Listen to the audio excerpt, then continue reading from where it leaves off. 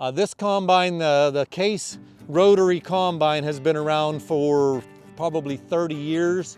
They came out with a rotor. This way of shelling is different. There were two original ways. There was a cylinder and then there was a rotor.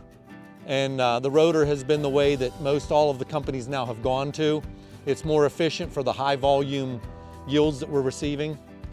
The physical process of shelling the corn and separating it is an older technology, but when you get into the cab of the newer combines, we have sensors that can tell us the yield on the fly as we're going across the field so that we know what the grain moisture is, what the grain yield is. If we've got a bad spot in the field, it all records it by GPS, and at the end of the day, we can print maps out that show us that field in detail as to where we had bad spots in the field, or if we changed the varieties, it will keep track of each variety in the field, and we can go across, say, a 20 or 30 acre field and say there was a yield difference between variety A or variety B on a larger scale than what a strip test plot would give you.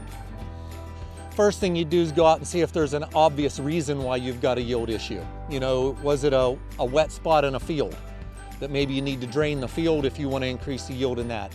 Was it wildlife damage?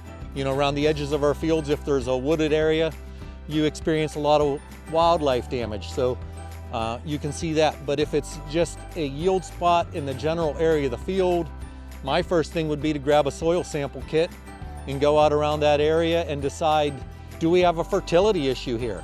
Is there something I can do on the fertilizer end to even that field out and get it to yield to its maximum capacity, maximum abilities?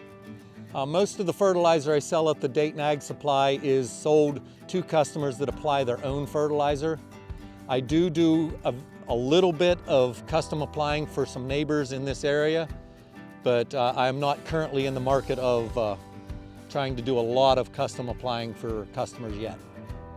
The digital ag keeps track of a lot of things that, as we were just saying in our previous clip, how busy farmers can be when it gets into harvest or it's in planting season.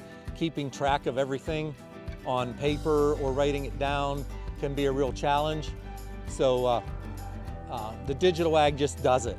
When you I get in the combine, it automatically keeps track of it. All I have to do is enter the field I'm in, and it keeps track of it. Then we can download it to a computer, into the software, and it tells me what I did that day. It also keeps track, you can keep track of the rainfall.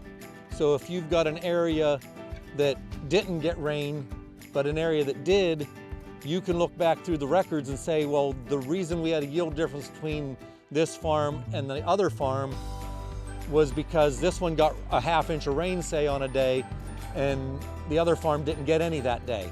And you can see the impact of those rain showers. Or when it comes to fertilizer, it keeps track of where we spread our fertilizer. If the truck ran out with a 1/4 acre left in a field, you might see that on the yield map when you finish combining your field. And if you don't remember that your fertilizer truck ran out of fertilizer that day, you know, 100 feet from the end of the field, you might think there's something wrong with that. Where with the digital, you can overlay the maps and see, you know, we ran out of fertilizer, so there's why this yield went down there.